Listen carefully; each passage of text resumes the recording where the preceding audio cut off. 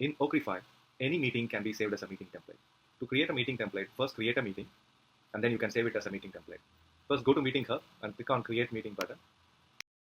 In the Create Meeting page, enter the meeting name, enter a date, duration, and in the attendees, you can just enter your name, as we are just going to create a template for this meeting. Click Create Meeting. The meeting as a default will have two sections, agenda and action item. You can change the name of the sections. You can change the icon for the sections. You can also add few agenda items and action items.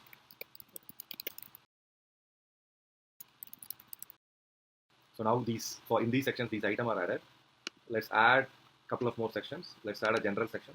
So this section we will discuss progress made last week. Let's add a question section and add a couple of questions.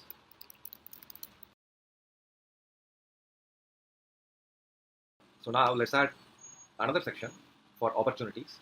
So in OKRify, you can add any Salesforce object in the meeting. So I'm going to add an opportunity. So the opportunity, let's name it pipeline.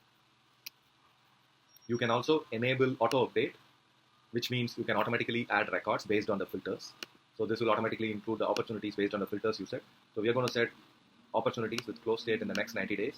The owner defaults to your name, but for each meeting, it will be the attendees that will default. You can also change the user that's defaulted here. So that way it's easy.